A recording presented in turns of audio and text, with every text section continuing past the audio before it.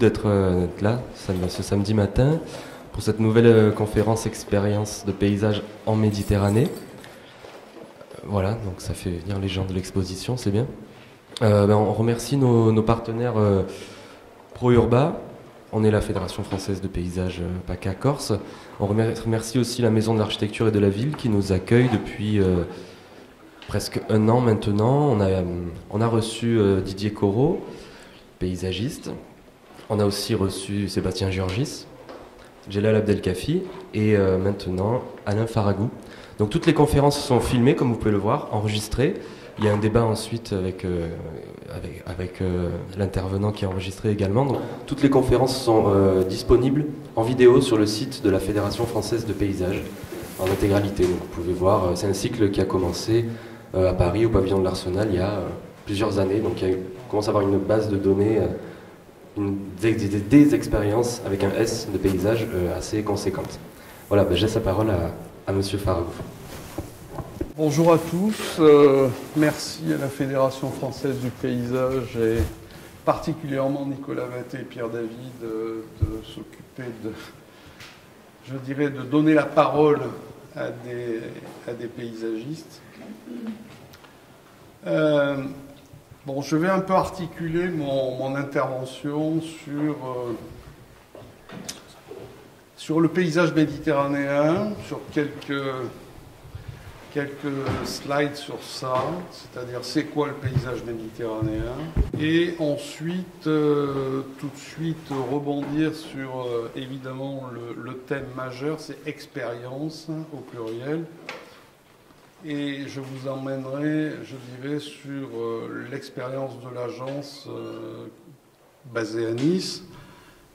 Et j'évoquerai avec vous, pour vous, des projets à la fois urbains, à caractère naturel, avec des problématiques différentes. Le premier sera basé sur la notion de terroir. Le second thème sera plutôt lié à l'urbanité, envie de ville. Le troisième abordera, je dirais, une problématique que nous utilisons très souvent, c'est la mémoire des lieux. Ensuite, les sites et les milieux. Et je finirai par une autre rubrique qui reflète un peu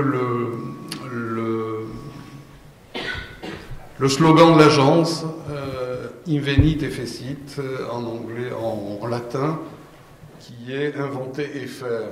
Ce thème étant emprunté à un très grand horloger qui s'appelle François-Paul Journe. Quel rapport de l'horlogerie avec le paysage, ça on peut en parler après. C'est peut-être une question de temps. L'agence Faragou, je ne vous donnerai pas le nombre d'années, mais ça exerce depuis pas mal de temps.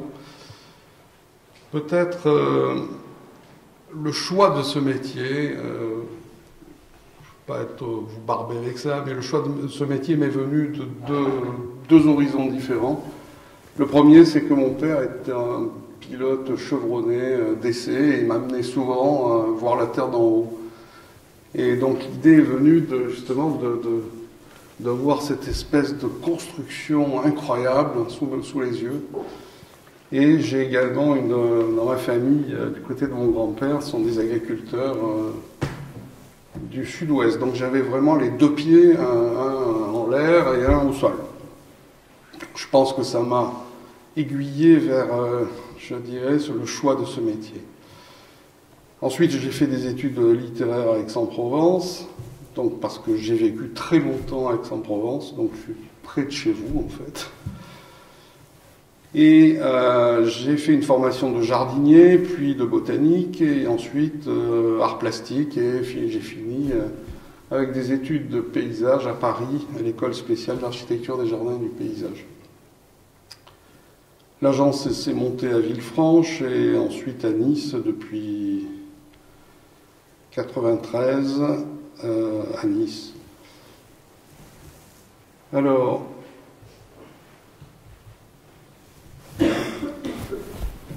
Alors, le titre également, du concept au concret. Pourquoi j'ai voulu donner ce titre? Parce que pour moi, le métier de paysagiste, maintenant on dit paysagiste concepteur, avant on disait architecte paysagiste, après on a eu paysagiste conseil, moi ça m'est totalement égal, le titre m'importe peu.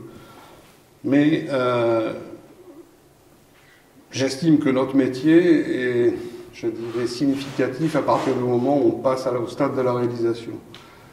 Pour moi, concevoir c'est bien, faire c'est aussi bien. André Malraux d'ailleurs disait il est bien de protéger les paysages et d'en parler, mais il est encore mieux d'en créer. Je crois que ça c'est quelque chose qui est important. On ne peut pas non plus ne rester uniquement dans les slogans ou dans des idées. Une agence de paysage, son métier c'est pas de faire des thèses, mais d'essayer au quotidien, je dirais, d'amener de l'humanité dans les transformations qui se déroulent sous nos yeux. Inventer, c'est un concept. Inventer, c'est évidemment prendre des risques, c'est donner du sens au lieu, ne pas faire de concessions. Alors, je voudrais faire juste une petite aparté, je dirais, sur le paysage méditerranéen. Je vis et je travaille dans une région où en fait le paysage a été totalement façonné par une économie. C'est-à-dire que la notion de paysage, je dirais le caractère naturel de ce que nous percevons du paysage, et finalement il se limite à des boisements, des lignes de crête, des formes, des silhouettes.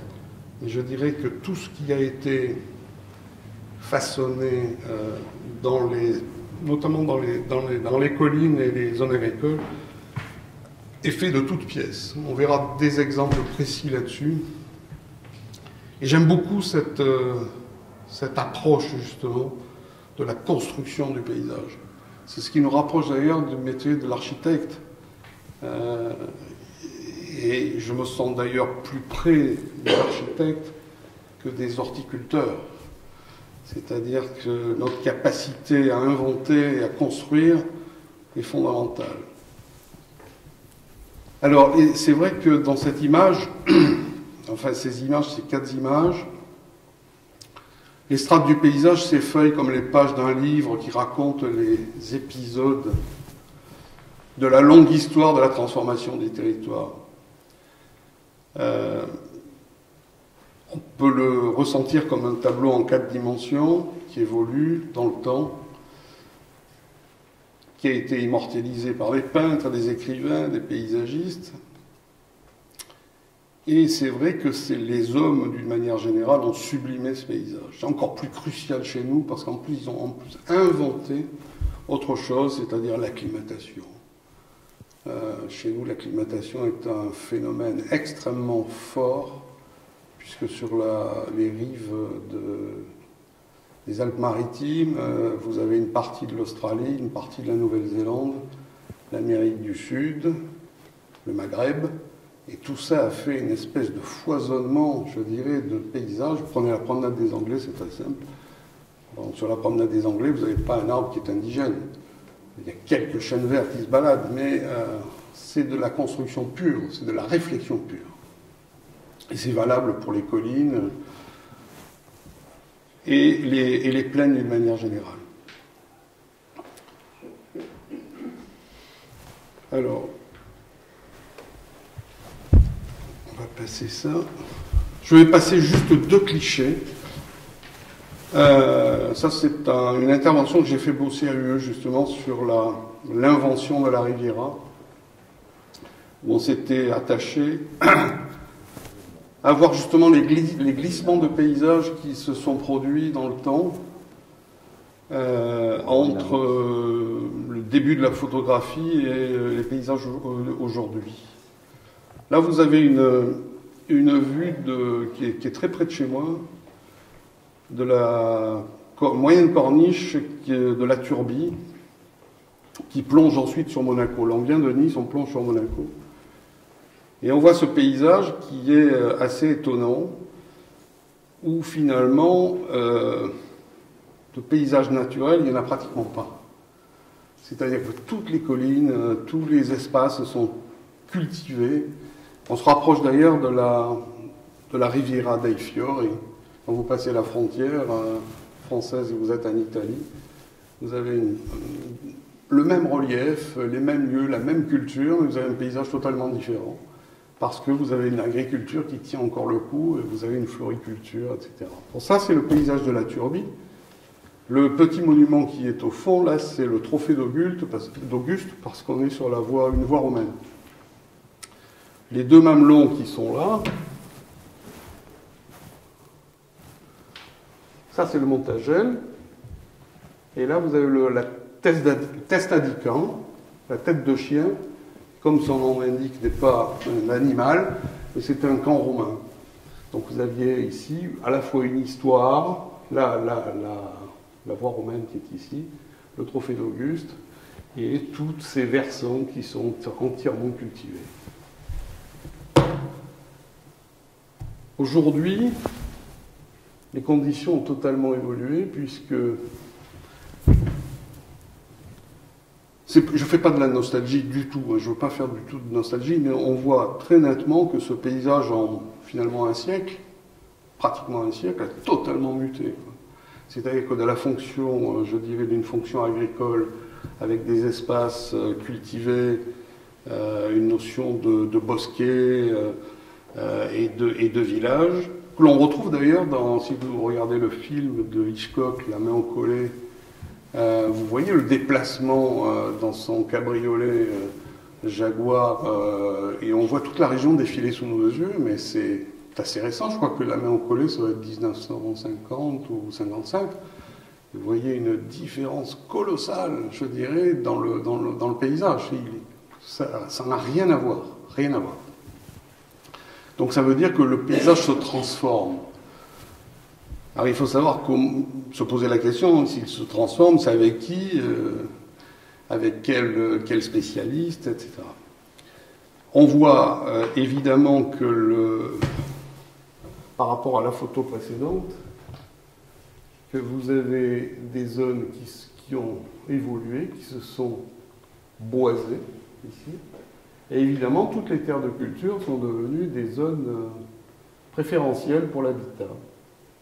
De l'agriculture, il reste presque rien.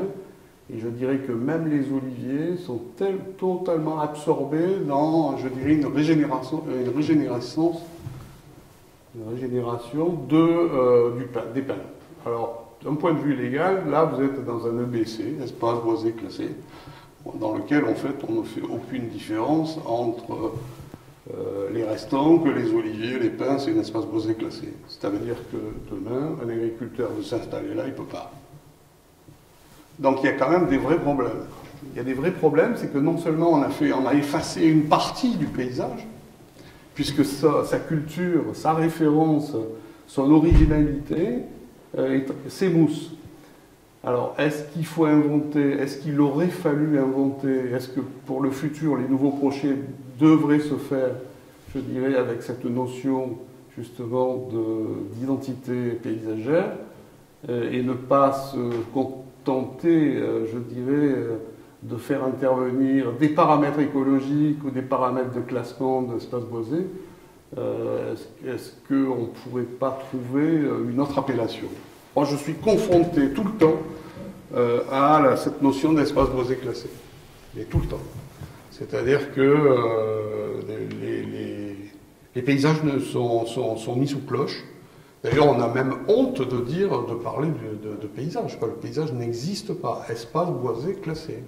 Alors que des fois, les paysages sont totalement ouverts, il n'y a rien. Mais ils sont espace boisé classé. Bon, c'est une petite anecdote. Alors, la particularité, bien entendu, du paysage méditerranéen, c'est également, je dirais, cette réciprocité entre la notion de jardin et la notion de paysage et vice-versa. De l'extérieur, c'est le regard un peu lointain du voyageur, de l'habitant, du promeneur, pour lequel le paysage et les lieux forment un tout et une réciprocité visuelle dans un univers sensible. Et de l'intérieur, c'est le reflet du plaisir, de la matière de nos rêves, et de l'équilibre constamment réajusté entre l'art et la nature. Car, bien évidemment, le paysage est un va-et-vient permanent et un équilibre chaque fois reformulé entre le monde fait par l'homme et le monde naturel, entre le domestique et le sauvage. Donc j'en étais effectivement à cette notion de réciprocité entre le jardin et le paysage, et qui est une caractéristique bien entendu des jardins et des paysages méditerranéens. Et je ne peux pas non plus ne pas évoquer, je dirais, faire un hommage à Roberto Burle Marx, qui est un très très grand architecte paysagiste que j'ai rencontré 2 fois à Rio et que j'ai revu en Europe juste après. Et pour moi, ça a été une rencontre exceptionnelle, parce que cet architecte paysagiste était capable de tout. À la fois, je dirais, d'aller chercher des plantes en Amazonie, de donner son nom à des végétaux, d'avoir sa collection à El Sitio, dans là où il vivait, c'est un domaine d'une centaine d'hectares, et il avait une collection d'aracées, de cicadacées absolument sublimes, de fougères également, de plantes épiphytes. Et souvent, il se retirait, il allait en Amazonie retrouver d'autres végétaux qu'il mettait dans ses compositions. Mais il était capable aussi de travailler sur l'échelle de la ville, de travailler par exemple toute la promenade de Copacabana, c'est lui qui l'a fait, le plan directeur des bâtiments de Rio, c'est lui aussi. Enfin, il a fait des choses absolument superbes, et il était capable aussi, très très grand dessinateur, très grand peintre. Et là, c'est un de ses exemples, c'est un jardin qu'il a fait avec Niemeyer, l'architecture de Niemeyer, où il a fait dans une vallée comme ça, il y a un jardin masculin, un jardin féminin. Donc c'est une personne qui m'a vraiment marqué, vraiment marqué. Et dans cette notion de jardin, c'est vrai que Michel Foucault disait le jardin c'est la plus petite parcelle du monde et puis c'est la totalité du monde. C'est tout à fait vrai. C'est le théâtre de la mémoire, une utopie qui enserre la nature et qui réveille la sensualité, favorisant les contacts et les réalités biologiques dans une perception du temps. C'est Daniel Buren qui utilise ces mots. L'image qui est en dessous de cette citation de Michel Foucault, c'est un des jardins dont je suis le plus fier. C'est un petit potager qui est tout petit, qui est minuscule, que j'ai réalisé à Saint-Jean, Caféra. C'est un système d'arrosage par martelière, où le client, chaque année, récolte les légumes du comté de Nice, qui sont chez nous extrêmement célèbres. Les courgettes, les artichauts, les variétés de tomates, les basiliques. Et la petite construction, c'est ce qu'on appelle en niçois la mérenda. C'est là où on partage le casse-croûte à 10h30. C'est une grande force, ces petits jardins. Il y a encore beaucoup de petits jardins comme ça dans le comté de Nice. Alors, donc je vais maintenant vous parler de l'expérience véritablement de l'agence sur les paysages. On va commencer par la notion de terroir, où on a, je dirais, des exemples de production, de projets. Ça, c'est un projet sur lequel nous avons travaillé, c'est à peu près une centaine d'hectares, 120 hectares, je crois. La ville de Martigues a lancé un concours. C'est un espace qui est sur les rives de l'étang de Berre. C'est marrant parce qu'on parle d'expérience, vous avez les bonnes expériences et les mauvaises expériences. Nous avons été lauréats de ce concours, et 15 jours après, ils ont stoppé le projet. Voilà, donc c'est aussi des expériences. Des choses qui... Vous mettez 6 mois à faire un projet, vous le gagnez. En plus, c'était une compétition avec des... Je crois que tous les autres architectes paysagistes étaient tous parisiens, il me semble. Oui, il me semble que c'était ça. On l'a gagné, on l'a jamais réalisé. Mais en fait, on en est fiers. Bon, c'est pour ça qu'on le montre. L'espace est ici. L'étang de Berre, c'est tout ça. Là, vous avez l'aéroport de Marignane. Là, vous avez la conurbation Martégal. Et vous avez Istres qui est ici. Vous avez donc la pleine mer qui est là et l'étang de Berre qui vient s'enrouler ici. C'est un concours que l'on a fait avec... l'architecte paysagiste était mandataire. Il y avait des urbanistes, des architectes, des écologues, des bureaux d'études techniques. Et je vois Richard Roman qui est là devant moi, participer aussi, je dirais, à ce projet. Donc en fait, devant ce territoire, bon, on ne va pas rentrer trop dans le détail parce que ce serait vraiment très long. En fait, notre travail, il a été, c'est pour ça que ça s'appelle terroir. C'est en fait un espace qui s'est délité dans le temps, qui n'avait plus de signification, on ne savait pas, il y avait des traces. En fait, on est allé chercher toutes ces traces. On est allé chercher ces traces, c'est-à-dire dans l'évolution même du territoire. On a regardé les cartes anciennes, les photos aériennes anciennes, et on a, je dirais, simulé l'évolution spatiale. Ensuite, on est allé chercher, par exemple, tout le jeu de cabanons. Il y avait dans ce site, je ne sais pas, une 50aine de cabanons. Ensuite, on a été allé chercher les sentiers. Tout ça, c'est jamais relevé sur le plan de géomètre, hein, et bien entendu. Il a fallu faire un travail d'archéologue, presque. C'est-à-dire, on est allé chercher, il y avait un système d'irrigation extrêmement calculé, il y avait des puits, il y avait des moulins à eau, enfin un ensemble de choses. Et avant de se projeter et de se précipiter sur un quelconque concept, en fait, on est allé fouiller, quoi. On est allé fouiller. En plus, bon, la programmation était, je dirais, à la fois de faire un parc à thème et un parc de loisirs. Le parc de loisirs s'enroulant, je dirais, sur les monts de mer. Le parc à thème étant, je dirais, à caractère plus ou moins payant.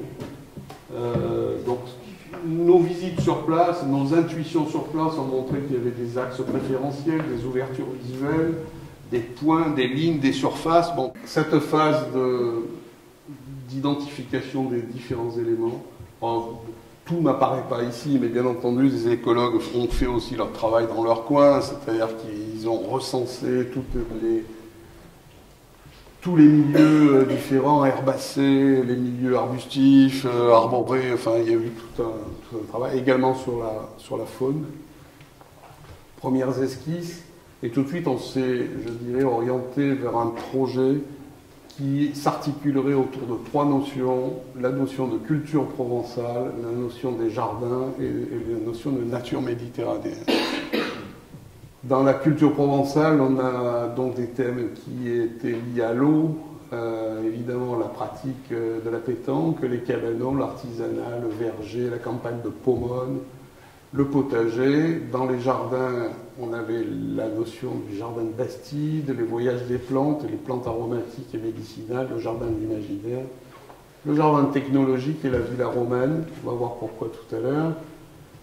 Et dans la nature méditerranéenne, un groupement d'éléments floristiques, faunistiques, la plage, l'étang, la chênaie, la garrigue parfumée, la pinède. Bon, c'est pas que des mots, puisqu'en fait, toutes ces fonctions-là, en fait, on s'en sert après avec justement les cabanons. C'est-à-dire que les cabanons deviennent un peu comme des bornes, je dirais, d'information. Et le plan masse ressemble à ça. C'est-à-dire une nature qui est réinventée, mais qui se plaque parfaitement avec ce qu'elle regroupe de richesses. Et quelques visuels, au moment où on faisait encore des visuels à l'aquarelle. Là, vous voyez l'olivier. Là, vous avez des belvédères qui sont établis sur l'étang de Berre. Évidemment, tous ces éléments était aussi destiné à recevoir une explication, une pédagogie de ce qu'on avait sous les yeux. Ce jardin-là, lui, était, on le voit dans le plan masse ici, c'est ce jardin-là, c'est le jardin expérimental qui reprend la forme et les proportions du jardin d'Adrien à Tivoli. Et puis des axes de pénétration. Je vais essayer de faire court parce qu'on ne va pas trop loin y arriver. Alors ça, c'est une deuxième expérience de terroir, sauf que le premier était un terroir qui était, je dirais, acquis. Et là, c'est un terroir acquis pour partie, puisqu'il s'agit d'un tombolo entre le village des Sablettes et le village de Saint-Elme. Là, vous avez la pleine mer, et derrière, on ne le voit pas sur la photo, vous avez la rade de Toulon. À l'origine, le tombolo, c'est une langue de sable entre deux terres. À l'origine, le tombolo avait cette épaisseur-là, c'était du sable. Et ensuite, ce remblai-là, qui doit faire à peu près une dizaine d'hectares, est un héritage d'un grand projet qu'avait dessiné Candilis, et qui, je ne sais plus combien de logements, mais enfin, je crois qu'il y avait les bâtiments les plus hauts faisaient 17 niveaux, je crois. Il faut savoir que la Seine-sur-Mer était à proximité du chantier naval qui aujourd'hui a fermé ses portes. Et il y a eu un concours. Voilà, on a participé à ce concours. On voit, je dirais, cette image est assez familière, c'est-à-dire c'est un paysage de balnéaire consommé, totalement consommé. C'est-à-dire qu'on a fait une route, on a mis des baraques à frites, là on a mis des jeux, des autotampons, derrière il y a une espèce de stade de jeu, enfin voilà, c'est un lieu qui a totalement perdu, qui avait perdu totalement dans son identité. Alors, le projet est là, notre fameux tombolo étendu à un remblai, la presqu'île de Saint-Mandrier, le village des Sablettes, la rade de Toulon, le Faron, le fort Louis XIV, et en fait, ici le rocher des Deux Frères. Donc ça, ce sont un petit peu des grandes lignes qui vont avoir un sens dans le parc d'ailleurs, puisqu'en fait on s'est dit qu'il fallait qu'on établisse des relations visuelles entre ces éléments-là, la rade de Toulon, le fort, le Faron, mais on avait aussi un autre axe qui était ici, qui donnait pile poil sur la villa de Michel Pacha. Il faut savoir que Michel Pacha a fait fortune dans les sémaphores et les balises en Turquie, dans le Bosphore. Il est revenu au pays, c'est un enfant de la Seine, et il a fait ici un domaine de à peu près 200 à 300 hectares dans lequel il a importé des végétaux. Je crois même que c'était même un des précurseurs de l'acclimatation des végétaux. Et notamment tous les désilarians que l'on voit communément, ils viennent de son jardin. Donc voilà pour les valeurs fortes. La corniche de Tamaris, à l'époque, n'existait pas, elle a été créée beaucoup plus tard. Et le plan de masse est celui-là, c'est-à-dire, je dirais, une mise en tension des deux villages. C'est-à-dire que la route que vous avez vue au début, on l'a fait passer derrière. On a mis en tension ces deux éléments et on a voulu créer à la fois une plage avec des petites unités de bâtiments démontables, une arrière-plage et un parc botanique. Alors ça, c'est assez marrant parce qu'on a retrouvé une carte postale d'un dessin fait par le fils de Maurice Sand, le fils de Georges Sand, qui est Maurice Sand, qui a vécu à cet endroit. Et on voit ici notre tombolo d'origine. Et alors, si vous allez à la Seine-sur-Mer, là, tout ça, là, ça n'existe pas. Il n'y a plus rien. C'est-à-dire que là aussi, il y a eu une transformation. Là, on est en 1861. Donc, on a des champs d'artichauts, on a des vignes, des zones cultivées, des amandiers. Le chemin n'existe pas. Et voilà le rocher des Deux Frères qui est ici. Aujourd'hui, vous êtes pratiquement, mis à part la propriété Michel Pacha qui doit être quelque part par là, mais tout ça c'est rempli à la fois de pain et puis surtout d'urbanisation galopante. Deuxième image qui ont marqué fortement le site, c'est les bains de mer. Les bains de mer ont été une période, je dirais, c'était les congés payés, c'est-à-dire l'ouverture du rivage à un nouveau tourisme. Michel Pacha, puisque ça, c'est une vue de son jardin. Et voilà les éléments qui ont été élaborés pour faire ce parc. Bon, il y a des visuels, on voulait recréer une pinède, on voulait recréer une végétation exotique, puisque cet axe-là est pile poil calé entre le Rocher des Deux Frères et la propriété de Michel Pacha. C'est-à-dire qu'on va chercher à l'horizon, je dirais, des éléments qui prennent corps et qui prennent, je dirais, une dimension à l'intérieur même de l'espace qu'on a traité. Et le mur que vous voyez ici est un peu un hommage justement à Michel Pacha, parce que là c'est un bâtiment. Alors oui, j'ai oublié de vous dire aussi, c'est que le village des Sablettes a été dessiné et créé par Michel Pouillon, c'est Michel Fernand Pouillon. Donc on voit pratiquement plus émerger, enfin il est complètement dilué lui aussi dans un espèce de foutoir, mais très très belle architecture. Et ce mur-là, en fait, il a la séparation, je dirais, entre un espace un peu méditerranéen, ça c'est au moment du chantier, et je dirais le jardin, qu'on a appelé le jardin Michel Pacha. Dans ce parc, il faut se souvenir des images que vous avez vues au début, l'espace consommé. On a créé des zones humides également, parce qu'on avait des passages de mésanges, d'oiseaux, etc. Donc vous avez, dans la partie botanique, une déambulation, je dirais, plus on recule, plus on s'enfonce dans un parc botanique. Et en fait, toutes les pelouses que vous avez là, c'est des pelouses qui sont destinées aux gens qui sont sur la plage, c'est-à-dire que c'est complètement ouvert, c'est-à-dire que si on a envie de se mettre au soleil dans la pelouse, on se met dans la pelouse.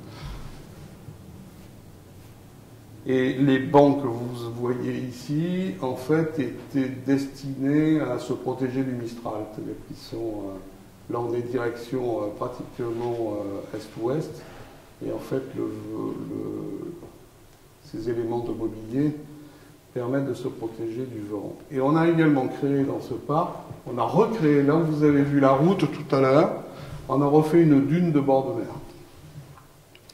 C'est-à-dire qu'on est allé chercher tout le sable qui était en fond, on l'a remis en forme et on a replanté d'une végétation adaptée à une dune, de manière à ce qu'on ait aussi cette espèce d'effet un peu naturel, justement, qui permet de séparer un petit peu la partie baignade de la partie parc.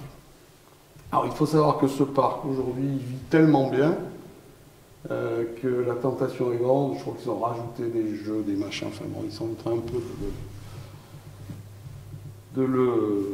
de l'investir. Mais en tout cas, il a un succès considérable et il marche l'été comme l'hiver. Ce qui est important parce que souvent, les zones balnéaires que l'on crée, elles marchent 3 mois de l'année, le reste du temps, elles sont hors d'échelle. Là, il y a beaucoup de monde qui le fréquente. Deuxième chose dans l'idée du tiroir, c'est un domaine agricole, c'est un projet sur lequel on est en train de travailler. C'est une bastide varoise qui est dans le golfe de Saint-Tropez, que vous avez ici. Ça, c'est le golfe de Saint-Tropez. On est sur la commune de Grimaud. Et alors, c'est assez marrant parce qu'en 1960, vous avez le domaine qui est ici. Et en fait, il s'étendait jusqu'à la mer. Aujourd'hui, vous avez des grands lotissements qui viennent, je dirais, fermer le domaine. Et les cultures sont en train de disparaître. Enfin bon. Et là, on est en train de travailler, je dirais, sur une remise en état de ce projet en essayant, là, toujours pareil. Ici, là, vous avez l'ancienne ferme et le BC, il est divin. Tout ça, c'est le BC. Donc, difficulté par rapport à l'administration de faire passer le message. C'est-à-dire que ce qu'on crée ici, en fait, ce sont déjà des empreintes existantes, préexistantes. Bon, on va passer dans les détails. En vie de ville, alors ça va s'adresser, je dirais, à un territoire qui est pour nous un territoire assez connu. C'est la vallée du Var dans son ensemble, qui est aujourd'hui en pleine mutation. Pleine mutation puisque c'est le seul territoire qui va accueillir des fonctions urbaines, c'est l'extension urbaine de la ville de Nice. Il faut savoir que ce paysage que vous voyez là, en fait, il a été créé en 150 ans. C'est-à-dire qu'à l'origine, le Var divaguait. Vous aviez les collines de part et d'autre, et vous aviez un système d'irrigation assez intelligent qui permettait de capter l'eau en amont, de faire des casiers, que les limons se déposent, et on a obtenu, je dirais, sur tous ces espaces-là, une des terres les plus riches de France. Et tout le potager de Nice, il est là. Mais aujourd'hui, on est en proie, je dirais, évidemment, à un grignotage qu'on ne peut pas refuser. Alors, dans ce projet-là, dans cette extension-là, qui est une OIM, on a participé à plusieurs initiatives, dont une, celle-là, c'est un concours, enfin un concours, non, c'est en cours de réalisation. C'est un projet qu'on a gagné avec Jean Nouvel sur des opérations de logement.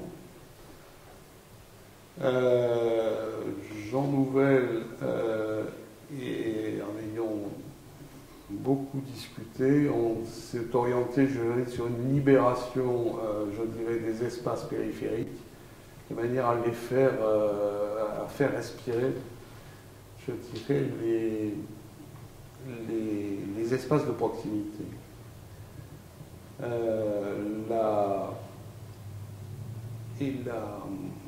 La qualité, enfin le parti architectural était également de faire une façade végétale, je ne sais pas si on la voyait là, non on ne la voit pas, une façade végétale sur 18 étages, avec en fait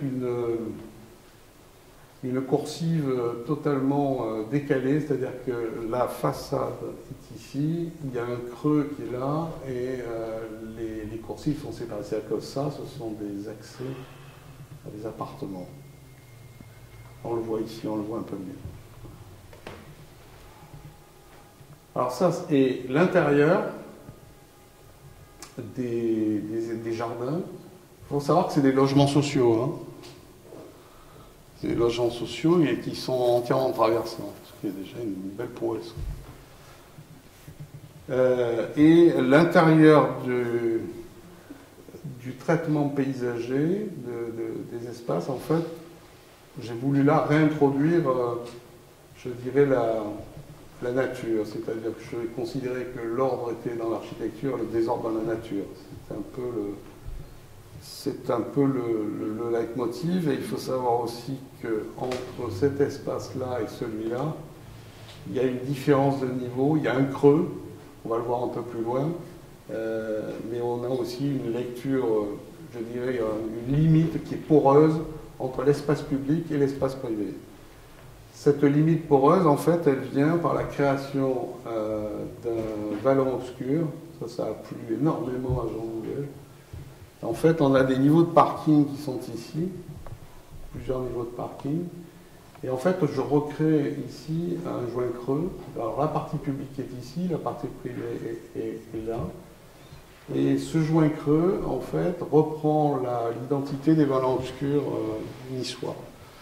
Les vallons obscurs niçois, en fait, ce sont des vallons, c'est exactement, ce sont des vallons qui se sont creusés dans le Poudingue, dans le temps.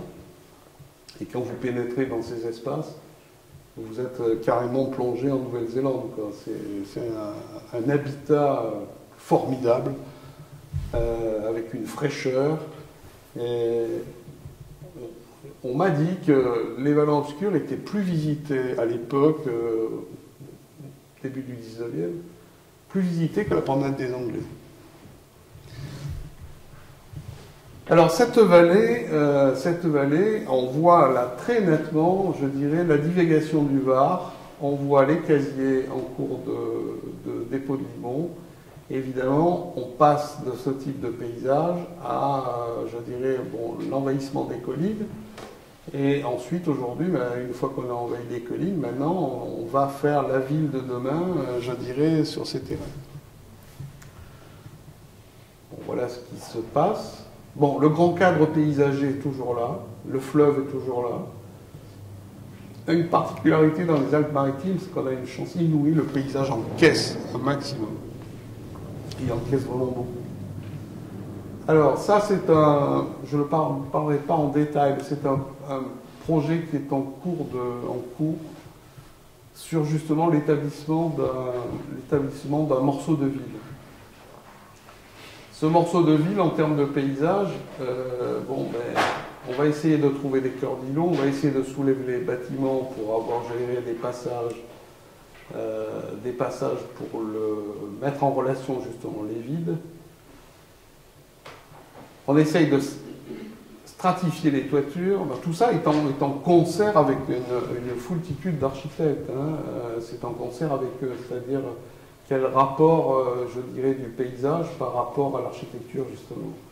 Les terrasses de réception, les joints creux, et on est en train de travailler sur la mise au point d'un master plan. Alors l'opération de Jean Nouvel est là, et là c'est l'autre partie.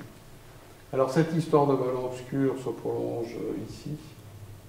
C'est un schéma, je dirais. Ça c'est une image qu'a fait le cabinet Carta. Voilà. Et également l'utilisation des toitures. L'utilisation des toitures, puisqu'on est dans un espace totalement agricole. On s'est, je dirais, focalisé justement sur une promenade perchée au 8e étage qui fait alterner, je dirais, un ensemble de découvertes de toitures potagères, florales, expérimentales.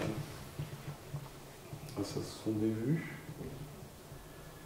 Autre quartier limitrophe, le quartier du Grand Arenas, qui est dans le prolongement, sur lequel on travaille des sujets que je vais passer un petit peu plus rapidement. Là, on est toujours en vie de ville, mais on est dans un autre domaine, c'est la terrasse des Ponchettes de Nice. C'est l'origine des terrasses au XVIe siècle. C'est le fonctionnement que vous avez exactement sur la promenade des Méchants à Palerme. C'est-à-dire que la bourgeoisie venait se promener sur les toits, regarder les pêcheurs d'un côté, et entretenait le lien également avec le marché qui est de l'autre côté. Et le palais ducal qui est juste à gauche de l'église ici. C'est-à-dire que c'est un endroit, c'était un salon de plein air. C'est-à-dire on venait, on prenait toujours de la distance avec le sol, mais on venait en hauteur. Aujourd'hui, ces toitures sont totalement, ne servent à rien, si ce n'est à évacuer les fumées. Donc le projet consistait en fait à redonner une vie de manière à pouvoir, je dirais, utiliser cette toiture. Voilà les schémas. La rue intérieure sera également traitée. Aujourd'hui, là, si vous allez là, c'est un cloaque. Les poubelles, les restaurants, enfin, c'est dramatique. Et évidemment aussi continuer à faire des perspectives. Ça, c'est un travail qui a été fait avec le cabinet Richer. Alors, cité-milieu, c'est une autre approche, je dirais, dans le métier du paysage. C'est que bien souvent, on est confronté justement à cette double appartenance, à la fois ce qui se voit et milieu, ce qui existe au niveau des complexités végétales. Ça, c'est une opération d'un environnement d'immeuble. Voilà, où en fait là les extérieurs raconte, il n'y a pas de composition particulière, si ce n'est de prendre beaucoup de recul et beaucoup de distance par rapport à l'espace naturel, et de distribuer, je dirais, les éléments forts de l'espace. Autre cité-milieu, ça c'est un domaine plus conséquent, je crois que c'est le domaine doit faire à peu près 250 hectares.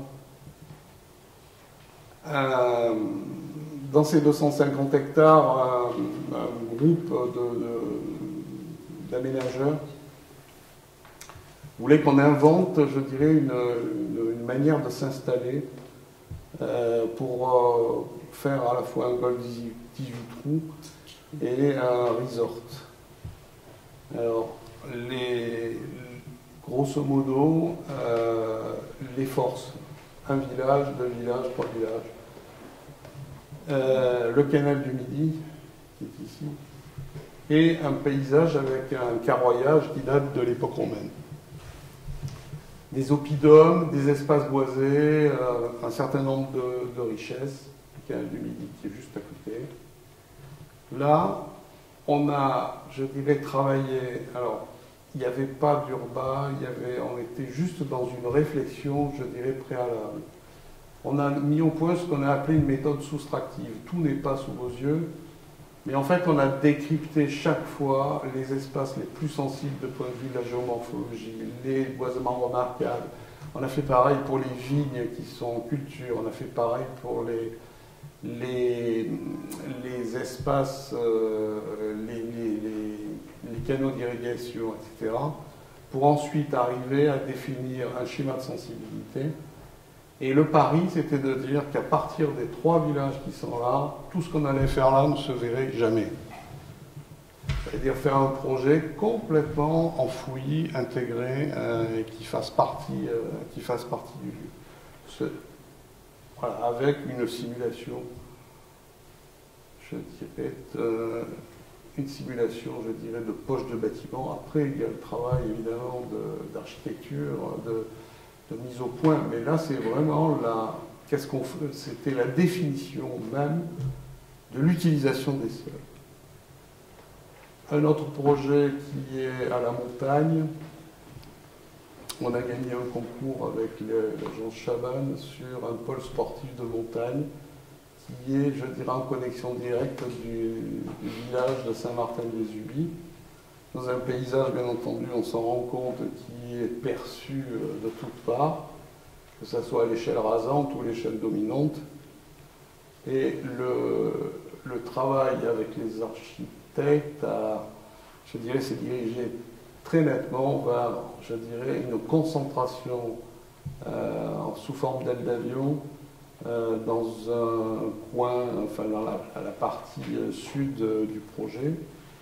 Et l'image du concept était celle-là, c'est-à-dire vraiment que cette toiture agisse par rapport à ce que vous avez des villages en haut, agisse vraiment comme faisant partie du paysage, c'est la 5e façade. Et la réalisation, c'est ça là. Alors là, ça paraît, ça c'est la toiture, alors ça paraît tout bête, hein. C'est un copier-coller de la pelouse de pâturage de Saint-Martin-de-Vésubie. C'est-à-dire qu'en fait, on est allé dans les pâturages, on a recensé les 50 espèces qui composaient ce pâturage. Et on les a fait mettre en culture un an avant. C'est-à-dire qu'on a refait les pâturages sur des couches. Et ces couches, avant la livraison, je dirais, du projet, elles ont été déroulées. Et ça se comporte de la même manière que le pâturage qui est juste à côté. C'est-à-dire qu'on le fauche 3 fois par an. Là, il est en position fauchée. Mais en fait, ça marche comme un pâturage de montagne. C'est la même chose. Au départ, le maître d'ouvrage voulait qu'on mette des sédums. Bon, enfin, c'était une partie, ça a été une partie de bras de fer. Ça paraît tout bête, mais ça a été compliqué. Bon, ça, c'est une vue de nuit. Et sur la partie du parc là, qui est en train de se terminer, puisqu'on n'a pas encore réceptionné, mais on a réinventé, on est venu se glisser des promenades, on est venu glisser des promenades en bois qui permettent au public, je dirais, de venir. Le bâtiment est là, ici derrière. Mémoire des lieux. Alors, bien entendu, notre métier est souvent, je dirais, pris à partie justement sur l'existence préalable des lieux. Alors ça, c'est vraiment particulier. C'est le cas de dire, un hôtel particulier. Le boulevard des Invalides est ici, la rue Monsieur est ici, un très grand parc. L'héritage du 19e avec deux arbres, il y a ici un marronnier et ici un platane, quelques vieux buis qui ont végété, on va dire, un petit bassin. Et donc c'est un monument historique, 1780. 1780, c'est juste avant la Révolution française. Et c'était la princesse de Bourbon-Condé, princesse de Bourbon-Condé, qui a confié le projet à Brognard. Et Brognard, en fait, a fait plusieurs projets de jardin. Ces projets de jardin, on ne les a jamais retrouvés. C'est-à-dire qu'on a fait des fouilles de partout, en long, en large, en travers, on ne les a jamais retrouvés. Ce qu'on avait sous les yeux, c'était uniquement un reliquat du 19e. Mais il ne restait pas grand-chose, et surtout, on ne savait pas quel avait été le jardin, c'est-à-dire qu'on avait aussi un denteur des Seine-Brognard qui était celui-là. Et comme c'est un monument historique, il a fallu forcément prendre un parti sur la reconstitution de ce parc. Il faut savoir que cette période est une période charnière dans l'art des jardins, puisque là, on est, je dirais, dans l'esprit du 18e, c'est-à-dire la rigueur, la méthode, les proportions, on va dire, oui, la géométrie, et, je dirais, l'imitation de la nature, et cette époque étant marquée par les jardins anglo-chinois, les jardins dits à l'anglaise, etc. Donc il a fallu se prononcer à un moment donné sur la forme du parc que nous allions déposer. Et en fait, on n'a pris ni l'un ni l'autre. On a pris une composition totalement différente, qui a posé problème d'ailleurs par rapport à l'architecte en chef des monuments historiques. On a pris En fait, on a réinstallé une pièce d'eau qui reflétait le ciel, parce qu'il faut savoir qu'à l'origine, tout ça, c'était des potagers. Et les deux versions de jardin que l'on avait de Brognard, version régulière et version, on va dire, paysagère, ou plus à l'anglaise, s'ouvraient bien entendu sur les cultures qui étaient, les potagers qui étaient ici. Et aujourd'hui, vous l'avez vu tout à l'heure, on a également une église qui vient marquer je dirais, le panorama. En fait, on a fait deux grands salons ici. On a dégagé des terrasses et on a fait deux jardins qui sont là et on a créé une perspective en fond. Donc ça, ce sont des vues. Bon, les vues du reflet. Ça, c'est le petit espace qui est ici. C'est-à-dire un passage dérobé pour les clients qui veulent rentrer, je dirais, dans la cour intérieure. Dans les appartements. Et voilà la réalisation. C'est-à-dire que là, de l'existant, il y a juste cet arbre. Celui-là, on l'a même planté, il faisait 17 tonnes. C'est un érable que alors on est allé chercher des végétaux, je ne vous raconte pas où, enfin ça a été terrible. Tous les buis qui sont là ont été plantés à l'âge adulte. Ils ont été parfaitement sélectionnés. C'est des buis cubiques. Là, il y a une collection de cornus absolument fabuleuse. On a une collection de glycines également. Enfin, je vous passe tous les détails. Mais le paysage s'est installé. C'est pratiquement 6 mois après la livraison. Donc on voulait que c'était un désir du client, que le jardin donne l'impression qu'il a toujours été là. Voilà quelques autres vues. Donc en fait, dans ces promenades, on a Voilà, un petit peu la liberté de la découverte, c'est-à-dire que là on a une approche un peu plus botanique. Sur le devant, on a un grand dégagement avec cette pièce d'eau. Et on a des petits artifices. À un moment donné, la grande promenade donne lieu à un petit échappatoire. Et dans cet échappatoire, il y a un petit belvédère qui est ici, qui permet d'être au-dessus du boulevard des Invalides. Et on est accompagné par un jet d'eau qui passe dessous, etc., qui vient se transformer en fontaine. Donc le parti résolument, je dirais, tendu, moderne, les fontaines, on voit au fond. Et on a un travail ici, on le voit mal, mais ça ce sont des héberges, des murs héberges qui font 5 mètres de haut, souvent dans les hôtels particuliers à Paris. Et tout est treillagé, il y a tout un travail de treillage qui vient enserrer, je dirais, ce jardin. Un autre jardin, celui-là, c'est un jardin encore plus ancien, 1604. C'est un des rares jardins arabes du sud de la France, je crois que c'est même le seul. Il est sur une île, c'est l'île Sainte-Marguerite. Il est entouré de murs de 4,55 m. Des constructions. Il faut savoir que cet espace, en fait, est dans l'île le point le plus bas, c'est-à-dire que toutes les eaux pluviales étaient récoltées dans ce jardin. Et il abritait les troupes espagnoles, puisque les troupes espagnoles sont restées au large de Cannes pendant 30 ans. Ce qui explique, en fait, ce jardin. On voit encore les bassins. Ces bassins-là étaient destinés, évidemment, à récupérer évidemment les eaux de pluie. Mais il y avait aussi les chevaux qui venaient boire ici. Et il y avait un autre bassin ici, mais qui s'est transformé là en piscine. On a refait entièrement l'orangerie. Je ne sais pas si on la voit. Bon, là, c'est en cours. C'est un jardin qui se fait vraiment par étapes. Et ça, ce sont les projets. Ça, c'est le projet du potager. Ça, c'est un autre mémoire des lieux. C'est toujours une autre époque. C'est l'ancienne propriété de la Gacan. Je crois que ça fait 1,8 hectares. C'est un projet qui a été ravagé complètement. C'est-à-dire que le bâtiment. Alors, c'est 1950 comme construction. Et je crois que l'architecte, c'est Barry Dirk, qui a beaucoup travaillé sur la côte. Le bâtiment fait à peu près 60 mètres de long. On ne le voit pas dans toute sa longueur. Mais ça a été complètement abîmé. Et on va dire détruit pratiquement à 50%. Le parc a été rempli de remblais sur une épaisseur de 80 cm, ce qui a fait crever tous les arbres. Et donc on a hérité de ça.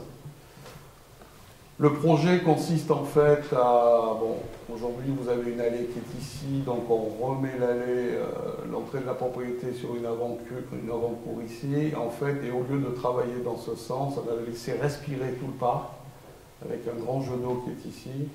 Et on a fait plutôt une composition qui suit le bâtiment, avec, je dirais, plusieurs jardins, un jardin potager ici, un jardin méditerranéen, un jardin canarien, ici un jardin Amérique du Sud, et Afrique du Sud, et ici Australie. C'est-à-dire qu'on refait un peu ce qu'on faisait à la belle époque. C'est-à-dire qu'on fait le voyage à l'intérieur de son jardin. Ça, ce sont les visuels. Et aujourd'hui, on doit réceptionner ce jardin. Alors, ça, c'est quelques vues actuelles. Voilà. Ça vient juste d'être planté. Ça a été planté au mois d'août. Alors ça, ce sont des chênes. Ce sont des chênes taillés qui sont ici. Là, c'est la fameuse composition qui est là. Ça, c'est l'orangerie. Il faut les prendre. C'est pas tout à fait fini encore. On a refait des calades, on a travaillé avec des matériaux, la brique et le galet.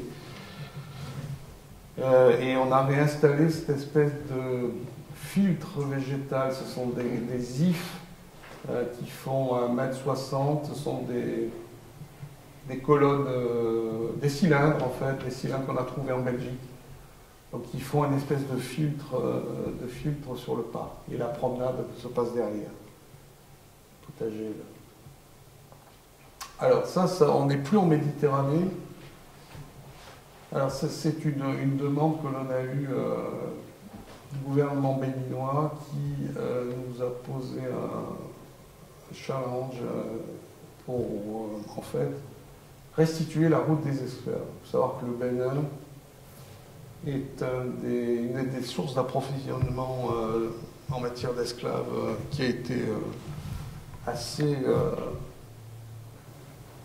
important. Je crois que presque 40% des esclaves qui étaient en Louisiane, Haïti, Brésil, venaient du Bénin. D'ailleurs, ils ont amené le vaudou avec eux, parce que le vaudou brésilien... Et évidemment, on a dans ce projet... Alors, le projet est beaucoup plus loin que ça, plus long que ça, puisqu'en fait, la route des esclaves fait 110 km de long. 110 km pour arriver sur ce village. Bon, l'autre partie, elle est beaucoup plus simple. Et l'idée, c'est de se servir de cette thématique de l'esclavage pour en faire en fait un projet touristique. Parce qu'il y a une grande demande, notamment d'Américains qui veulent revenir sur place, retrouver leurs ancêtres. C'est assez étonnant comme situation. Madame Obama a des origines béninoises, par exemple. Le peintre américain, comment il s'appelle, Basquiat, également, qui est un haïtien, mais d'origine béninoise. Donc vous avez là le village de Ouida. Donc les esclaves arrivaient par ici. Ils arrivaient sur ce qu'on appelle la place aux enchères, que vous avez ici. Ils étaient achetés et ils étaient amenés sur des forts qui aujourd'hui n'existent plus. Vous avez le fort français, le fort anglais et le fort portugais. Donc ils étaient parqués ensuite, 110 km avec des chaînes, je ne sais pas si vous voyez, et ils étaient parqués ensuite dans ces forts, et ensuite ils étaient acheminés vers le bateau qui les amenait à destination. Alors c'est assez marrant, ce projet est assez étonnant, puisqu'en fait, alors, premièrement, il n'y a pas de tradition écrite, il n'y a pas de plan, il n'y a rien. On est arrivé avec des photos aériennes, on a fait des assemblages, on est allé sur place, on s'est immergé, on a vu des historiens, et on a essayé c'est extrêmement difficile de se plonger dans la culture d'un pays pareil. Et en fait, alors ça c'est la partie, on va dire, la plus basse, puisque la route des esclaves, ça c'est qu'une portion. On la reconstitue ici pour arriver dans une marina, parce que ça c'est un secteur d'évolution, et on aura une évocation du bateau ici. Bon, je ne vais pas trop vous en dire. Alors, je finirai par effectivement ce que j'ai appelé inventer et faire. Inventer et faire, c'est un parcours de mise en valeur d'une route entre un village et un autre village. Je crois qu'il y a à peu près 25 km entre les deux. Et le concours demandait justement de faire une mise en valeur paysagère. En fait, on n'a rien fait de tout ça. On s'est contenté en fait de baliser l'espace par ce qu'on a appelé des enclos. Au milieu de ces enclos, on avait ce qu'on a appelé, nous, des volières de regard. Ces volières de regard étaient en fait établies dans le site, dans le paysage, comme des bornes milliaires. Elles avaient chacune un numéro. Et ces bornes milliaires, en fait, racontaient l'histoire de ce qu'on avait sous les yeux. Alors, les histoires à raconter, c'était soit des événements. Bon, le Corbusier à la Sainte-Bob, qui est visible d'ici, là, avait projeté, par exemple, de faire une grande cathédrale. Là, on a des villages que l'on voit dans la lunette. Là, on a un espace écologique extrêmement intéressant. Et ainsi de suite. C'est-à-dire que chaque enclos a une connotation, une explication.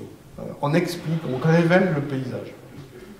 Mais pas avec des plantations ou des choses superfétatoires, mais des lieux, des ancrages. Ça, c'est autre chose, c'est le traitement d'une voie routière.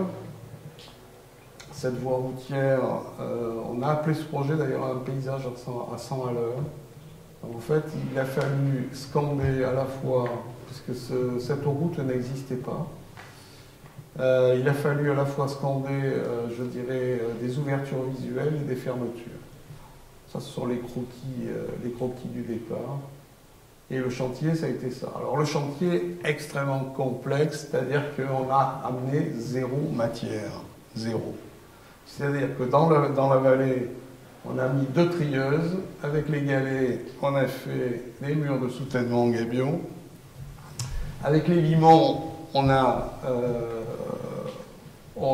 évidemment fait toutes les parties plantées. Et l'intervention, bien entendu, au niveau paysage a été assez forte. Et on a mis au point cette éolienne qui permet d'irriguer, puisqu'on n'avait ni eau ni électricité, bien qu'on soit à côté d'un fleuve. En fait, on a fait des forages. Ces forages sont surmontés d'éoliennes qui fonctionnent au fil du vent. Au fil du vent, pourquoi? C'est que comme on est dans une vallée, il y a toujours un courant d'air, vent de terre, vent de mer. Et sur les chiffres,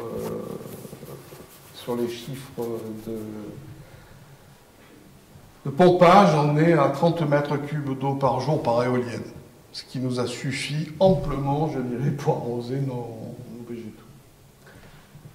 Et par contre, au niveau technique, ça a été compliqué parce que aujourd'hui, on travaille qu'avec des programmateurs, avec de l'électronique, etc. Et nous, on ne voulait pas ça. Puisque l'électronique, en fait, avait un inconvénient, c'est que les programmes, comme on avait par éolienne à peu près 25 circuits d'arrosage, quand le vent s'arrêtait, paf, repartait au circuit numéro 1. Ça veut dire que les circuits 5 jusqu'à 22, il n'y avait pas d'eau, quoi. Donc en fait, il a fallu qu'on fasse reconstruire des programmateurs tels qu'on les faisait dans les années 50. C'est des programmateurs à Cannes. D'ailleurs, il n'y a pas d'électronique du tout, et ça marche aussi bien. Voilà, ça, c'est un jardin. Ce jardin, on a hérité de ça, c'est-à-dire qu'à droite, on ne voit pas la propriété, mais bon, évidemment, la maison s'est construite, on a mis les remblais devant. Et on est devant un très beau paysage dans l'Estérel, les roches rouges. Et ce qu'on en a fait, c'est ça. Voilà. Le bâtiment, alors l'architecte italien, je ne me rappelle plus comment il s'appelle. Lui s'est arrêté à ça, et nous on a fait tous les extérieurs. Les piscines, l'entrée, etc. Ça c'est l'entrée. Donc évidemment, tous les détails, bois, acier corten, plantation, tout ça c'est nous. Ici. Voilà. Et plus on s'éloigne de la maison, plus on redonne, je dirais, une valeur naturelle forte, quoi. On se demande ce qu'on a fait, mais en fait on a tout fait. Ça, c'est un autre projet qui est assez grand. C'est un projet qui fait 1,5 hectare. Tout ce que vous voyez là, ça c'est l'entrée de la propriété. Tout ce que vous voyez là, il n'y avait rien. Les chênes lièges qui sont là, on les a amenés. On est allé choisir dans la nature, palmiers, tout ça. C'est un jardin qui est composé de plusieurs jardins. Il y a un jardin, c'est un jardin blanc. Là, c'est des jardins de broderie. Là-haut, vous avez un grand espace. Et ce que vous voyez derrière le mur, c'est ça. C'est-à-dire qu'un jardin, on va dire, andalou. Caractère andalou. C'est-à-dire qu'en fait, les jardins se découvrent au fur et à mesure qu'on avance dans la promenade. C'est-à-dire qu'on les a jamais sous les yeux, on les devine au fur et à mesure qu'on se déplace. Le seul élément, je dirais, plus ouvert est devant la propriété. Et je finirai par cette vue-là, puisque le jardin s'ouvre toujours sur quelque chose. Donc on a le paysage en arrière-plan et le monde intérieur sous les yeux. Voilà, j'espère que je n'ai pas été trop long. Ouais.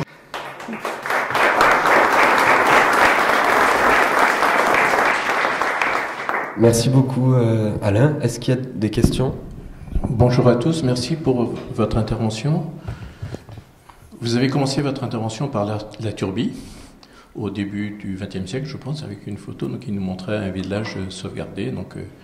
Et ensuite, vous êtes passé à une deuxième diapositive où toute cette partie s'est urbanisée et votre attention a été focalisée sur l'EBC en disant que c'était vraiment une tare dans ce paysage que de mettre un EBC, alors qu'il est déjà massacré par toutes les constructions alentour. Deuxième remarque sur l'urbanisation, vous avez présenté un projet de golf qui a servi de support à une urbanisation en zone rurale. Je suis un peu étonné de votre position. Merci. C'est une position à chaud. Pourquoi? Parce qu'on a vécu pratiquement à 4 reprises, justement, que ce soit avec les Bâtiments de France, avec l'Adréal. On a vécu, je dirais, des incompréhensions, je dirais, sur ce qui est véritablement le paysage méditerranéen. À la lecture et dans les faits et des discussions, on se rend compte que l'administration méprise et ne connaît pas le paysage. Jamais. Bien souvent, ce sont des espaces qui sont cultivés, dans lesquels les hommes ont fait, je dirais, ont mis au point un système de restanques. On est en train de faire un projet comme ça, où dans une propriété de 4 hectares, on a pratiquement 2,5 hectares de restanques. Qu'on voulait rebâtir pour établir un jardin. Mais on s'est heurté, violemment, avec l'administration. Ils disaient non, espace boisé classé, vous plantez des pins, alors qu'on voulait mettre des oliviers, alors qu'on voulait mettre des orangers, etc. Donc c'est effectivement une réaction à chaud. Bon, c'est vrai que la notion de BC permet évidemment, je dirais, à contrario, de ne pas continuer ce qu'on a fait précédemment. Mais je trouve que dans le niveau de définition de classement, il y a des subtilités qu'on ne trouve pas, malheureusement. Et ce n'est pas la première fois. J'ai l'opération de Grimaud, c'est pareil. Une opération qu'on fait en bord de mer, c'est pareil. Ça fait au moins, 4-5 cas de figure comme ça. Voilà. Je pense qu'il faut qu'il y ait un peu de souplesse de l'administration. Je sais pas exactement comment il faut faire, mais on est extrêmement, je dirais, bordé, extrêmement limité, et on a l'impression qu'une partie du paysage méditerranéen, c'est-à-dire le paysage cultivé, c'est-à-dire le support, n'existe pas. Vous voyez ce que je veux dire? Un autre cas de figure, dans la RPI, vous avez aussi des oliveraies qui sont intégrés dans des forêts, ou dans des boisements qui se sont formés récemment. Donc là aussi, je dirais, ces oliviers, on ne peut pas restaurer, quoi. Voilà. Je me trompe peut-être. Hein. Non, c'est par rapport à la notion d'urbanisation. Quand vous dites la colline de la Turbie, qui est vierge de toute construction, en plus des constructions sans grande qualité, il y a une image, on voit tout ce village construit de néo-provençal sans grande qualité architecturale, et votre intérêt sur l'espace boisé classé pour dire que ça vous a empêché, ou ça empêcherait de restituer la notion d'agriculture traditionnelle. Sauf qu'à partir du moment où tout ce haut de colline est urbanisé, qu'il reste un espace boisé classé sur un espace simplement boisé, c'est un moindre mal par rapport à toute l'urbanisation qui a pu se développer. C'est là-dessus que j'attire votre attention. C'est-à-dire que, vous voyez ici à Marseille, la ville se sert souvent des espaces boisés classés comme zone de future constructibilité. Donc on voit bien qu'il y a un malaise, parce qu'un espace boisé classé, c'est un espace naturellement non constructible. Et donc, réversible, sans doute vous n'avez pas eu trop de chance dans le contact que vous avez avec vos interlocuteurs de l'administration, mais la notion de protection d'un espace boisé classé vaut pour empêcher l'urbanisation. Oui, mais bon, peut-être qu'il y a des subtilités à trouver dans les futures appellations des PLU. Il y a peut-être des paysages à classer, tout simplement. Vous êtes paysagiste, la plupart des personnes ici sont sensibles à la qualité du paysage. Nos interlocuteurs citoyens et élus n'ont pas cette sensibilité-là, et parfois, si vous n'avez pas des protections fortes et parfois un peu absurdes, vous n'arrivez pas à protéger, et en fait, beaucoup d'espaces ici, notamment à Marseille, sont transformés en zone de constructibilité, alors que naturellement, ça peut être protégé, y compris les jardins publics. Oui, c'est un moindre mal. C'est un moindre mal. Je comprends. Le paysage, quelle est la relation justement de ton travail par rapport à l'architecture et le paysage? Comment tu arrives à t'intégrer dans ce domaine? Un métier de paysagiste, je dirais, en complicité avec des architectes. J'adore travailler avec des architectes à partir du moment où ils ne me relèguent pas, je dirais, sur un planteur de salade, quoi. Voilà, c'est-à-dire que j'aime bien... Hein? La farigoulette. Donc, pour moi, elle est extrêmement nécessaire, je dirais, le travail avec l'urbaniste, avec l'architecte. C'est une complicité incroyable, quoi. Pour moi, c'est essentiel. C'est essentiel. Encore faut-il que les architectes avec qui je travaille aient quand même un minimum de culture, je dirais, par rapport au paysage. Pour pas qu'on soit non plus relégué à, je dirais, à la fonction chlorophyllienne, ou comme disait Jean Nouvel, pour mettre de la vaseline verte. Il adore utiliser ce mot. Le paysage, c'est pas la vaseline verte, je dirais, c'est une contribution à l'établissement de la ville, je dirais, à l'établissement du patrimoine. Donc voilà, on est partie prenante, je dirais, dans la construction de l'espace et dans le bien-être. Bonjour. Est-ce que vous trouvez que les influences d'aujourd'hui dans la création d'une identité ouverte sur l'extérieur par rapport au jardin et l'architecture intérieure a vraiment évolué depuis ce qu'on appelait les maisons des champs, notamment dans le Dauphiné, le Lyonnais, et venant des influences italiennes? Moi, je retrouve effectivement par rapport à vos créations et ce que vous montrez aujourd'hui, effectivement ce lien entre intérieur et extérieur et l'évolution vers un horizon, un paysage à développer.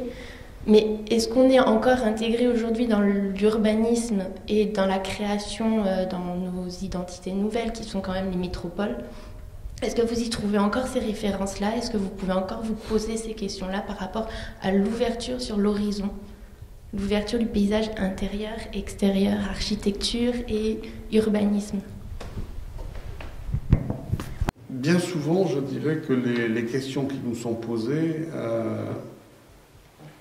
ne remettent pas tout en cause. C'est-à-dire que on travaille par exemple sur une extension de ville. On ne va pas se poser des questions sur pourquoi on l'a fait comme ça. C'est-à-dire on essaye d'amener notre savoir pour infléchir, améliorer et faire mieux, je dirais. Je pense que là, il faut avoir la mesure de l'artisan, quoi. Il faut essayer de rester humble. Bien souvent, la question qui est posée aux paysagistes, c'est pas de dire on va urbaniser cette vallée, comment prendre le problème. C'est qu'on participe, je dirais, à la mise en scène future d'un espace, oui, mais on nous pose rarement cette question. Pourtant, on comprend que dans certaines démarches qui sont autant contemporaines en termes vraiment, on va dire, exponentiels dans un secteur de ville, vraiment sur un développement conséquent en termes d'espace, ou dans des espaces plus réduits tels que des villas ou des choses comme ça, on retrouve encore un petit peu cette matière comme on avait dans le développement du 16, 17e, 18e avec les nouvelles influences qui venaient directement d'Italie. Justement aussi avec toute cette idée de promenade, d'ouverture et de création. Est-ce que la promenade que vous incorporez aussi bien dans un secteur qui ne va pas être bâti comme vous avez pu le mettre en place à la Seine, ou des secteurs qui sont plus ou moins réduits comme celui-ci, est-ce que l'influence reste la même? Est-ce que la question, même si ce n'est pas votre interlocuteur qui la pose, est-ce qu'elle reste réellement concrète dans votre métier de tous les jours? Est-ce que c'est quelque chose sur lequel on peut encore se poser la question? Ou est-ce que c'est vous qui faites ce travail de création simplement parce que effectivement, ça découle aussi d'une certaine culture que vous avez mis en place à travers tout ce que vous avez étudié, mis en pratique et peut-être qui reflète aussi une manière de votre pensée? Bon, je me pose rarement de questions, je dirais. Je prends les projets tels qu'ils arrivent. C'est-à-dire que je travaille sur un mini-espace, un jardin, un aménagement urbain ou un grand site. J'ai l'impression que les déclenchements et les réflexes et la mise en œuvre du projet sont les mêmes. Je veux dire, je ne fais pas de différence même entre privé et public. Je veux dire, j'ai toujours, je dirais, en mémoire, d'abord, je fais travailler le regard, ça c'est sûr. Une fois que le regard a travaillé, ça donne des intuitions, mais il ne faut pas se dépêcher non plus. Ensuite, j'ai besoin d'avoir un partenaire écologie avec moi parce que je ne suis pas certain de telle et telle approche. Si j'ai bien compris votre question, parce que... Mais... Est-ce qu'il y a un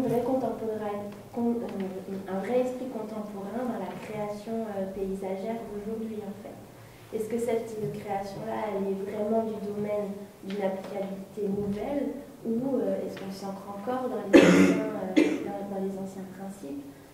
Ou est-ce que matériellement parlant, moi je retrouve là-dedans tous les anciens cours d'histoire de l'art. Pour autant, est-ce que la création contemporaine en termes d'urbanisme, et surtout quand je parle d'urbanisme, je rapporte aussi bien le bâti que le jardin, et cette notion-là, elle est émancipatrice quand on parle effectivement d'un jeu, comme vous l'avez signalé, entre l'intérieur et l'extérieur, souvent sur une vue par rapport à un jardin. Si on crée un beau jardin, c'est quand même pour en profiter, si tant est qu'on soit à l'intérieur qu'à l'extérieur. Donc il y a plusieurs notions qui s'incorporent. Celles-ci, on les retrouve effectivement dans tout ce que vous avez développé. Est-ce que cette recherche-là, ça peut être tous les domaines, à toutes vos recherches, surtout quand on tombe sur les domaines de métropole? Encore une fois, moi, j'ai pas d'idée préconçue. C'est-à-dire que peut-être ça d'ailleurs le côté contemporain, c'est justement de pas donner de limite. C'est évident que quand vous agissez pour un client et quand vous êtes devant, je dirais, un bâtiment qui a une certaine écriture, une certaine époque, qui a déjà un vécu, forcément vous devez vous inscrire dans d'autres vecteurs que celui que vous auriez fait pour vous, c'est-à-dire, je veux dire, je ne peux pas dire je fais du contemporain parce que je veux du contemporain. Non, je pense que, enfin, je sais pas, vous l'avez vu à travers tout le déroulé, on essaye très souvent d'aller chercher ce qui est caché. Ce qui est caché, ce qui est des plus lisibles, ce qui est enfoui. Et on essaye justement d'aller chercher un peu toutes ces valeurs-là. C'est peut-être ça le paysage moderne, c'est peut-être d'aller chercher justement des éléments, je dirais, préexistants, qui ont une âme. On essaye de les faire ressortir et de les remettre en scène d'une manière contemporaine. Enfin, c'est tout le sens de ma démarche. Hein. Tout est là, quoi. Je dis pas, je veux pas être catalogué comme étant un architecte paysagiste ou un paysagiste passéiste ou années 1900. Non, je me pose même pas la question, quoi. Même pas. C'est-à-dire, le projet, il naît je dirais, d'un ensemble de flux, quoi, de données de base, tout ça, ça s'agite. En plus, je ne suis pas seul. C'est-à-dire qu'autour de moi, j'ai quand même une équipe, je ne dis pas de collaborateurs, mais de complices. Des complices qui sont internes ou des complices externes, mais avec qui on échange. On a beaucoup de travail justement sur, je dirais, cette complémentarité des composantes. Je crois que c'est d'ailleurs une des forces de notre métier, c'est justement d'être transversal. Et ça, c'est une richesse absolue. C'est-à-dire qu'à un moment donné, je peux faire un paysage qui peut être, je dirais, vu par un botaniste. Demain, je peux le faire vu par un cinéaste. Je peux le faire par un architecte. Je peux le faire... je veux dire, il faut avoir, je dirais, justement, toutes ces notions-là, quoi. Il faut incorporer tout ça. Et le travail de l'agence, justement, est basé sur ça. C'est-à-dire sur l'échange des choses, le croisement des choses, et puis ensuite de prendre tel élément fort, de le développer. Je ne sais pas si j'ai bien répondu. Oui, je comprends ce que vous dites.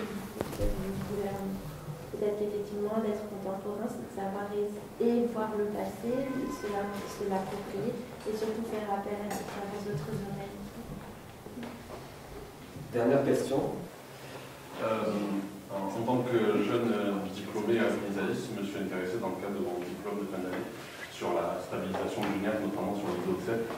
Je voulais savoir si vous avez eu des retours sur la stabilisation, la végétalisation dunaire sur le lit d'eau de Sète, c'est fait par un contrat à l'inspecteur. J'aimerais savoir les retours que vous avez eu sur le projet que vous avez fait sur le parc avant modèle à Seine-sur-Mer, sur cette végétalisation dunaire. Son efficacité, vu que votre projet a 15 ans, 20 ans, si je ne me trompe pas. À peu près, oui. Mais non, un peu moins, je ne sais pas exactement. Non, vu qu'il y a 20 ans, comment ça a été reçu, en tout cas par la municipalité, cette proposition? Je vais vous raconter une histoire incroyable. Et justement, l'efficacité de ce processus qui m'intéresse dans la gestion de nos traits de côte et de voilà. D'accord. Au moment où on a fait ce parc, on a effectivement donné l'idée de refaire une dune bordière. Bon, le maire à l'époque... Bon, en plus, ce projet, j'ai traversé, je crois... Quand je suis arrivé, la municipalité était communiste. Après, elle était devenue, je crois, Front National, et j'ai fini avec les socialistes. Enfin, c'était un parcours du combattant. Mais tous adorables, d'ailleurs. Et on a fait mettre en culture les végétaux, parce qu'à l'époque où on avait fait ça, ça n'existait pas. Je veux dire, ce sont des mauvaises plantes, quoi, hein. Et donc on a fait mettre en culture par les pépinières genrées à la Londe. On avait sélectionné tous les végétaux qui étaient aptes à pousser dans ce type de conditions, avec les fascines, tout le discours bien entendu de la protection au vent. Et le moment où on a livré le parc, ils ont... je crois qu'on a eu pendant 1 an, on a eu un contrat d'entretien avec l'entreprise qui a réalisé les travaux, et ensuite ils étaient livrés à eux-mêmes. Le jour où l'entreprise municipale d'entretien est arrivée, ils ont commencé à arracher toutes les plantes du bord de mer.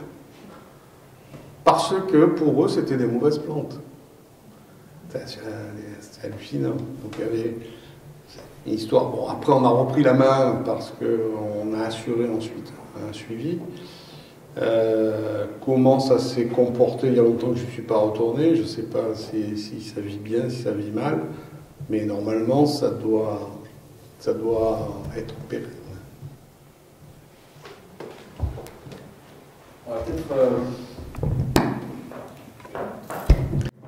On a nos amis paysagistes de Terre de Mars qui nous ont préparé, on leur a acheté des provisions. On peut peut-être continuer sous forme d'un échange dans la salle d'à côté, plus librement, si ça vous convient. Voilà, merci encore Alain d'être venu aujourd'hui. Et voilà, donc c'est la salle juste avant.